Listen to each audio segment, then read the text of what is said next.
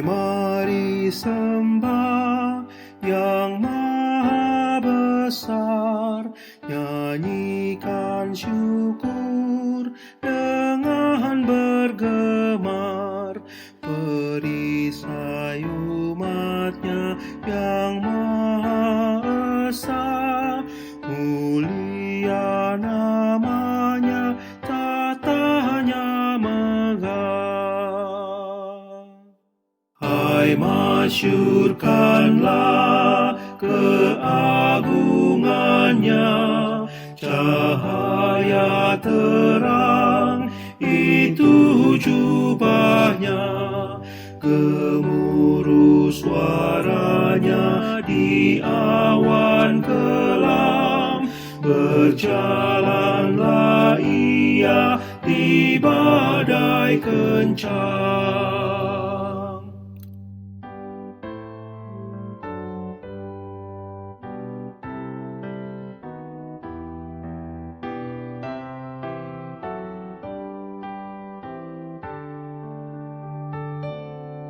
Buana penuh mujizat ajaib, ya Halik Engkau membuatnya baik.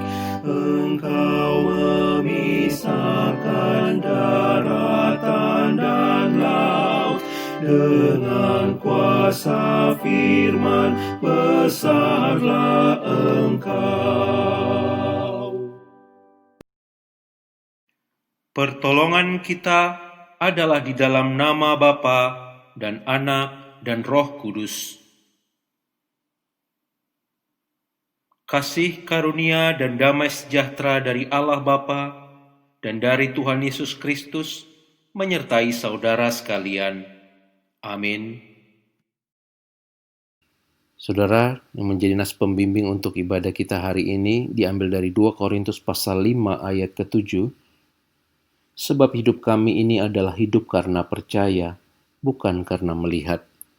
Demikian nas pembimbing kita, syukur kepada Allah.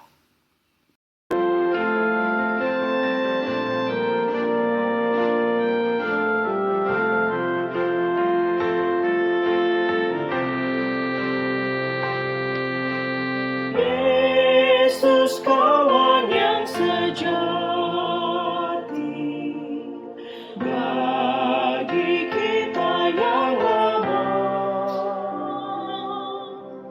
tiap hal boleh dibawa dalam doa padanya. Oh, betapa kita susah dan percuma menolak, bila kurang pasrah diri dalam doa padanya. Jika oleh pencobaan kacau balau hidupmu, jangan kau berputus asa, pada Tuhan berseru. Yesus kawan yang setia, tidak ada taranya. Ia tahu kelemahanmu, naikkan doa padanya.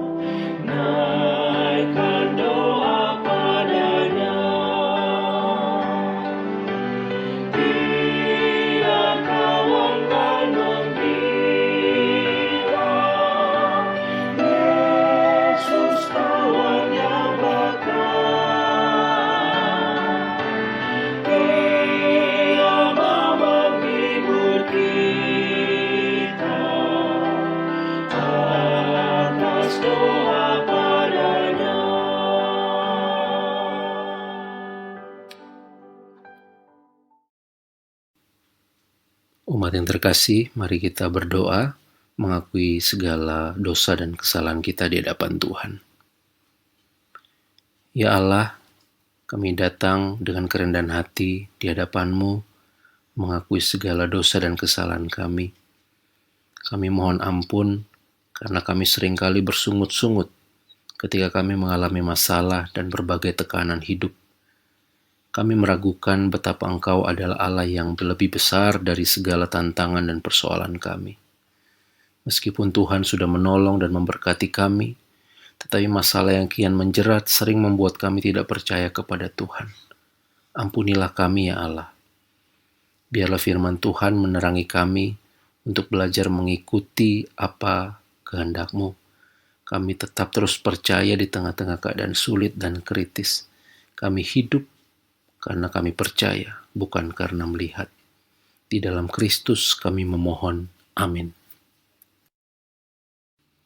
Untuk setiap kita yang sudah mengakui dosa dan pelanggaran kita di hadapan Tuhan, maka dengarkanlah berita anugerah untuk kita semua, yang diambil dari Mazmur 121 ayat 2-4. Pertolonganku ialah dari Tuhan yang menjadikan langit dan bumi. Ia takkan membiarkan kakimu goyah, penjagamu tidak akan terlelap. Sesungguhnya tidak terlelap dan tidak tertidur penjaga Israel. Demikian berita anugerah, syukur kepada Allah.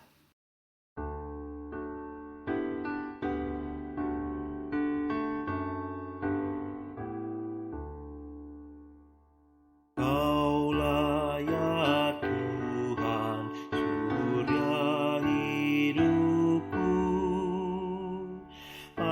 Asal Kau ada, yang lain tak perlu.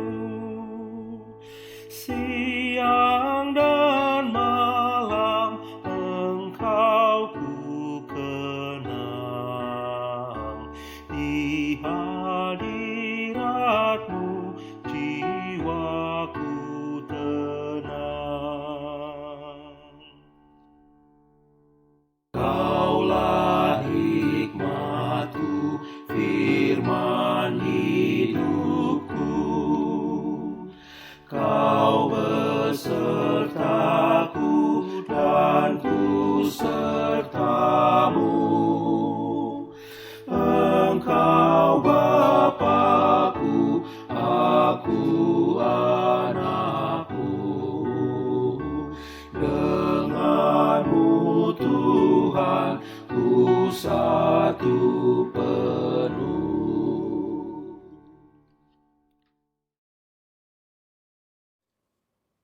Saudara terkasih dalam Tuhan Yesus Kristus, mari kita berdoa sebelum kita mendengarkan firman Tuhan. Ya Allah, kami sungguh bersyukur untuk kesempatan yang indah ini.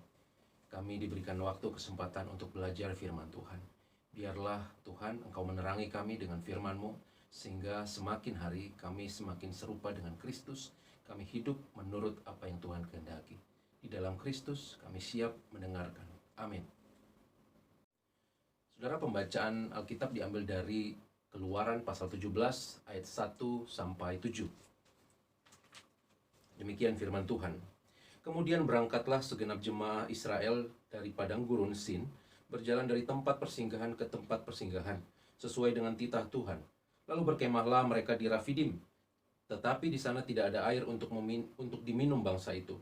Jadi mulailah mereka itu bertengkar dengan Musa, kata mereka, "Berikanlah air kepada kami supaya kami dapat minum." Tetapi Musa berkata kepada mereka, "Mengapakah kamu bertengkar dengan aku? Mengapakah kamu mencobai Tuhan?"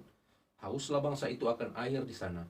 Bersungut-sungutlah bangsa itu kepada Musa dan berkata, "Mengapa pula engkau memimpin kami keluar dari Mesir untuk membunuh kami, anak-anak kami, dan ternak kami dengan kehausan?"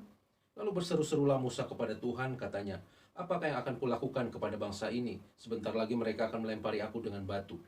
Berfirmanlah Tuhan kepada Musa, "Berjalanlah di depan bangsa itu dan bawalah beserta engkau beberapa orang dari antara para tua-tua Israel. Bawalah juga di tanganmu tongkatmu yang kau pakai memukul sungai Nil, dan pergilah. Maka aku akan berdiri di sana di depanmu di atas gunung batu di Horeb. Haruslah kau pukul gunung batu itu, dan dari dalamnya akan keluar air, sehingga bangsa itu dapat minum." Demikianlah diperbuat Musa di depan mata tua-tua Israel. Dinamailah tempat itu Masa dan Meriba, oleh karena orang Israel telah bertengkar, dan oleh karena mereka telah mencobai Tuhan dengan mengatakan, adakah Tuhan di tengah-tengah kita atau tidak? Demikian firman Tuhan, berbahagialah kita yang mendengarkan, merenungkan, dan melakukannya dalam kehidupan sehari-hari. Haleluya. Saudara-saudara yang terkasih dalam Tuhan Yesus Kristus, kondisi-kondisi kritis dan pergumulan berat dapat menjadi sebuah titik yang sangat menentukan bagi seseorang. Apakah akhirnya ia akan ragu atau tetap percaya kepada Tuhan? Antara mau meninggalkan Tuhan atau tetap mengikut Tuhan. Saya pun sangat yakin bahwa kita orang percaya tidak luput dari kondisi-kondisi demikian. Itu sebabnya hari ini kita mau belajar bagaimana cara Tuhan bekerja ketika bangsa Israel dalam situasi kritis. Dan apa seharusnya menjadi sikap kita ketika kita berada dalam situasi tersebut. Saudara-saudara terkasih dalam Tuhan Yesus, di ayat 1 dari perikop yang kita baca, ini menunjukkan tentang bagaimana kondisi bangsa Israel di perantauan padang gurun. Mereka berjalan dari sebuah tempat persinggahan ke persinggahan lainnya. Ada hal yang menarik, saudara. Mengapa perantauan Israel ini memakan waktu hingga 40 tahun? Kalau kita tahu cerita ini, untuk jarak yang tak lebih sebenarnya hanya 400 km saja.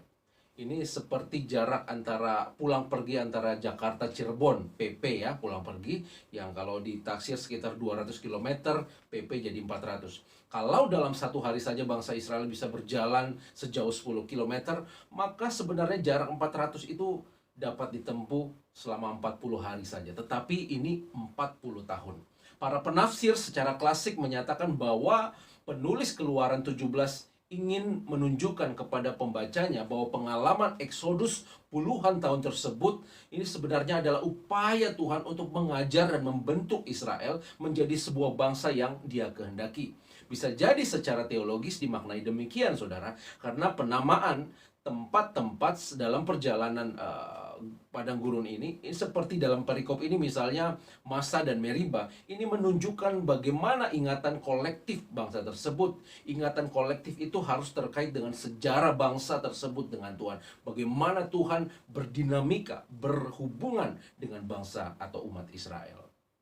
Saudara yang terkasih dalam Tuhan Yesus Kristus, Mesir adalah masa lalu bagi bangsa Israel di padang gurun. Dan orang Israel yang sesungguhnya tidak beda jauh dengan kita, beda-beda tipis begitu ya, ini memiliki kecenderungan yang sama. Apa itu? Yakni ketika hari ini, saat ini, hidup kita berada dalam situasi yang sangat berat atau kritis, atau sedang mengalami masa-masa krisis, maka orang cenderung menoleh ke masa lalu dan mengatakan, enak zaman dulu. Wah, zaman sekarang dengan dulu beda lah.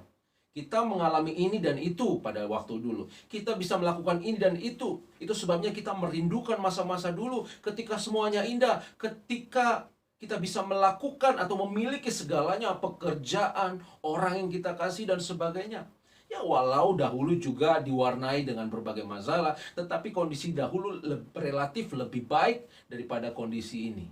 Sekarang ini benar-benar berat. Saudara, Israel ketika di padang gurun pun mengatakan enak di Mesir zaman dahulu. Kalau kita melihat di ayat 3. Meskipun kami dijajah, tapi hidup kami tidak sekritis saat ini.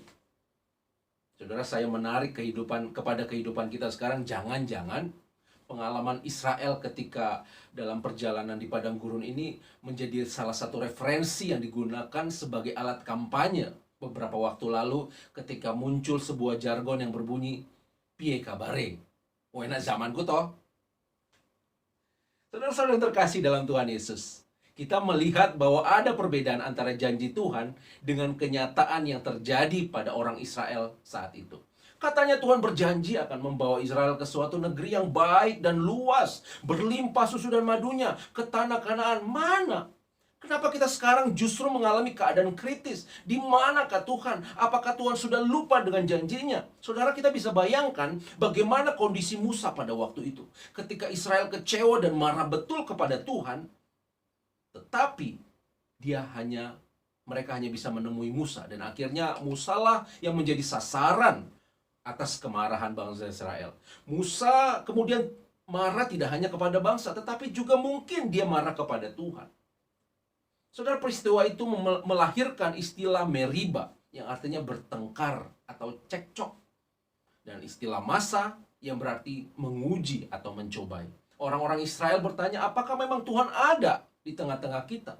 Ironis memang, saudara, karena baru saja bangsa Israel mengalami perbuatan hebat ketika Allah membelah laut Teberau, ketika mereka berjalan di tengah-tengah laut tersebut, ketika mereka menyaksikan bagaimana tentara Mesir habis dihantam oleh laut tersebut. Mereka berkata, adakah Tuhan di tengah-tengah kita atau tidak? Saudara yang terkasih dalam Tuhan Yesus Kristus, saya yakin setiap kita pernah mengalami sebuah keadaan kritis. Atau mungkin saat ini saudara sedang berada dalam titik itu. Kita berpikir, apakah Tuhan masih ada? Di manakah Tuhan? Kok tidak kunjung datang menolong saya? Saudara menjalani kehidupan ini hari lepas hari senantiasa diwarnai dengan penderitaan, ketakutan, kecemasan, kekhawatiran. Hati selalu tidak tenang, seolah kita sulit menemukan alasan untuk berbahagia. Karena dalam hidup ini kita selalu diintimidasi, kita selalu ditekan oleh yang namanya masalah. Kita tidak mengerti mengapa sakit, mengapa pasangan kita, mengapa orang tua kita, mengapa anak-anak kita, mengapa keadaan ekonomi kita, mengapa teman atau sahabat kita, mengapa kondisi pandemi sekarang ini begitu menekan kita. Mungkin saudara sedang berada dalam kondisi titik kritis, persis seperti yang dialami oleh Israel, sehingga kita berkata bahwa sebenarnya Tuhan itu ada atau enggak sih? Kok dia tidak menolong saya? Saudara yang terkasih dalam Tuhan Yesus Kristus, mari kita lihat apa yang Tuhan lakukan terhadap Israel. Berjalanlah di depan bangsa itu bersama tua-tua Israel, kata Tuhan kepada Musa, bawalah tongkat di tanganmu. Aku akan berdiri di sana di atas gunung batu Horeb. Harus kau pukul gunung batu itu, dan dari dalamnya akan keluar air sehingga bangsa itu dapat minum. Saudaraku yang terkasih dalam Tuhan Yesus Kristus, seringkali Tuhan bekerja dengan cara-cara di luar nalar kita. Karena hitung-hitungan manusia itu sangat berbeda dengan hitung-hitungan Tuhan. Masalah yang tampaknya begitu besar, kritis, tetapi solusi yang diberikan Tuhan ternyata begitu mudah, simple sekali. Hanya dengan memukul tongkat ke gunung batu. Ya, segampang itu. Tapi tidak masuk akal. Walau cara ini tidak masuk akal, karena bagaimana mungkin batu yang keras dapat mengeluarkan air? Tapi itulah Tuhan kita, saudara. Jikalau ia bertindak, maka apa yang tidak mungkin, itu menjadi mungkin. Saudara, saya bergumul beberapa belakangan ini. Saya pernah bercerita, kami ngobrol, saya dengan istri saya, kami mengalami pergumulan yang berat tentang masalah ekonomi yang mengikat kami. Ada banyak hal yang harus dipenuhi, biaya-biaya yang harus dibayar, kebutuhan pokok keluarga, sekolah, beban cicilan, dan sebagainya. Di tengah-tengah ekonomi yang sulit. Saudara tahu apa yang terjadi? Beberapa hari yang lalu, saya ditelepon oleh seorang anak Tuhan yang sudah lama sebenarnya tidak jumpa, tidak komunikasi. Mungkin ada sekitar 10-an tahun. Pak Pendeta, entah kenapa saya digerakkan Tuhan untuk memberikan perpuluhan saya kepada Pak Pendeta. Tolong Pak Pendeta kirim nomor rekeningnya. Saudara lihat, apa yang berat bagi saya, ternyata solusinya begitu mudah bagi Tuhan. Gampang sekali. Ini bukan tentang nominal berapa yang ditransfer ke rekening saya. Apakah jumlahnya bom baptis besar atau kecil dan sebagainya. Bukan tentang itu. Tetapi Tuhan dapat membuka jalan di tengah kebuntuan dengan cara yang begitu mudah dan sederhana, saudara. Saya sangat bergumul dan melihat bahwa tidak ada jalan dari manapun, dari celah manapun tidak ada pada saat ini. Tetapi Tuhan dapat membuka jalan yang baru untuk menolong saya dan memberkati saya. Ketika saya datang berharap kepada Tuhan, sang gunung batu itu, disitulah saya melihat, menemukan, dan mengalami betul bagaimana air yang segar itu keluar dari gunung batu. Sesuatu yang tidak mungkin menjadi mungkin. Saudara yang terkasih dalam Tuhan Yesus Kristus, mungkin kita merasa buntu dan merasa tidak menemukan solusi atas masalah kita saat ini. Sehingga hidup kita saat ini hanya diwarnai kepahitan. Saudara tidak peduli betapa besarnya masalah kita, betapa kritisnya masalah hidup kita. Firman Tuhan mengingatkan kita saat ini bahwa Allah jauh lebih besar dari semua masalah kita. Bahwa Tuhan lebih besar dari persoalan kita. Tuhan lebih hebat dari badai tofan yang sedang menghantam kita. Tuhan memiliki 1001 cara untuk dapat memulihkan keadaan kita, saudara. Itu sebabnya berharaplah kepada Tuhan. bangunlah iman dan berkata, aku akan bangkit menang dari persoalan ini. Katakan dalam hati kita, dalam diri kita setiap hari, Tuhan pasti memulihkan aku, Tuhan pasti menolong aku, Tuhan pasti mengubahkan keadaanku. Harapkan hal-hal besar terjadi dalam kehidupan saudara. Baca dan perkatakan firman Tuhan, bawalah itu selalu dan berjalanlah dengan firman itu setiap saat. Mari kita belajar dari Paulus yang di dalam 2 Korintus pasal 5 ayat 7 berkata, sebab hidup kami ini adalah hidup karena percaya, bukan karena melihat. We live by faith and not by sight. Karena sehebat-hebatnya sebuah keadaan menjatuhkan kita, tetapi kita percaya Allah yang kita percaya itu jauh lebih besar menolong dan membela anak-anaknya. Kiranya Tuhan menolong dan memampukan kita semua. Amin.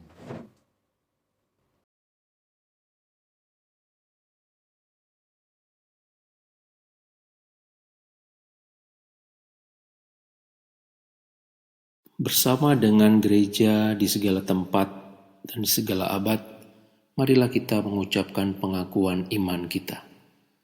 Aku percaya kepada Allah, Bapa yang Maha Kuasa, Halik langit dan bumi, dan kepada Yesus Kristus, anaknya yang tunggal Tuhan kita, yang dikandung daripada Roh Kudus, lahir dari anak darah Maria, yang menderita di bawah pemerintahan Pontius Pilatus, disalibkan, mati dan dikuburkan, turun ke dalam kerajaan maut, pada hari yang ketiga bangkit pula dari antara orang mati, naik ke surga, duduk di sebelah kanan Allah Bapa yang Maha Kuasa, dan akan datang dari sana untuk menghakimi orang yang hidup dan yang mati.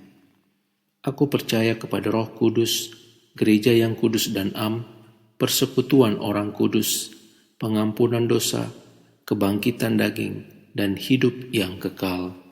Amin. Mari kita berdoa menaikkan doa syafaat kita.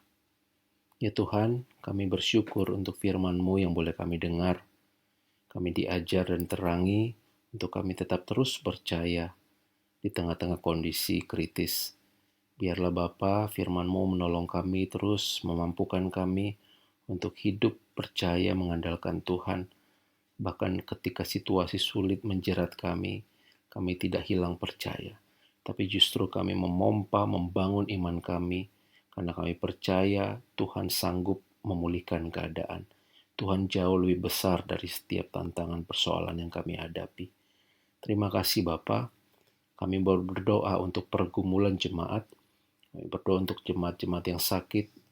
Terus kami mau menopang saudara-saudara kami, Bapak Suganda, Bapak Simanjuntak, Bapak Butar-Butar, Ibu Sida Butar, Boru Simanjuntak, Ibu Haurisa, Bapak Ganda, Ibu Simanjuntak, Boru Hasibuan.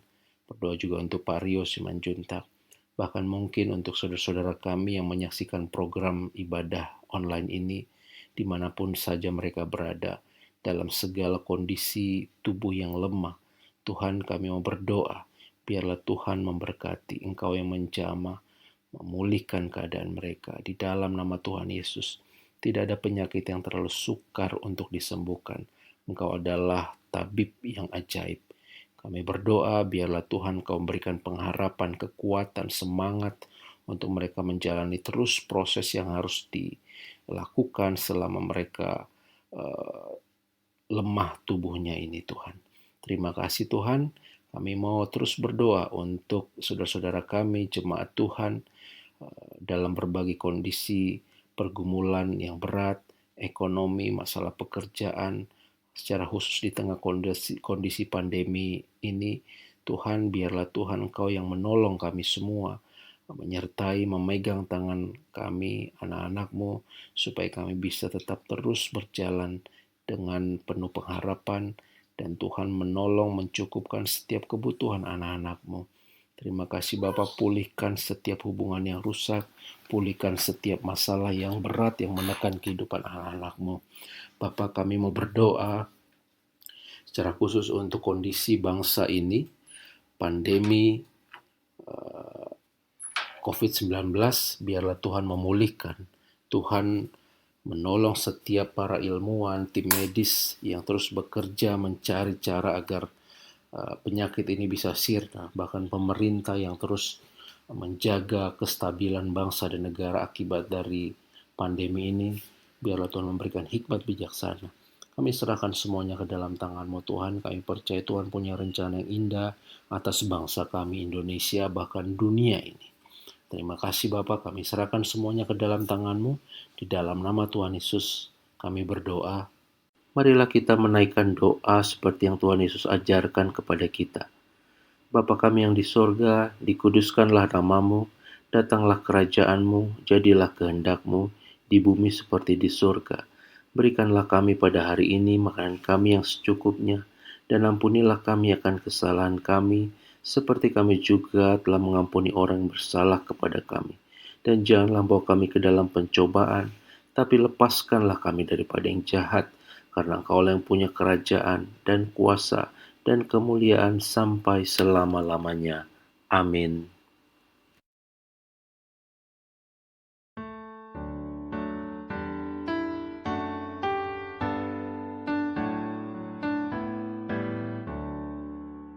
Di badai topan dunia, Tuhanlah perlindunganmu. Kendati goncang semesta, Tuhanlah perlindunganmu. Ya Yesus gunung batu di dunia, di dunia, di dunia. Ya Yesus gunung batu di dunia, tempat berlindung yang teguh.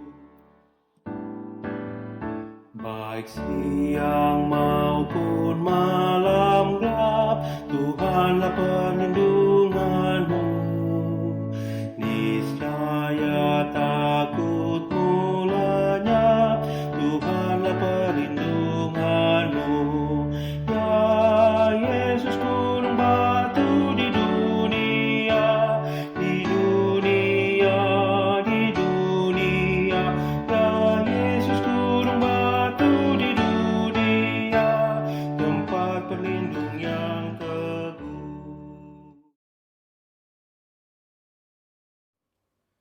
Jemaat Tuhan yang terkasih, mari kembali kepada kehidupan kita sehari-hari dan yakinlah bahwa Tuhan senantiasa beserta dengan kita. Terimalah berkat Tuhan. Tuhan memberkati engkau dan melindungi engkau.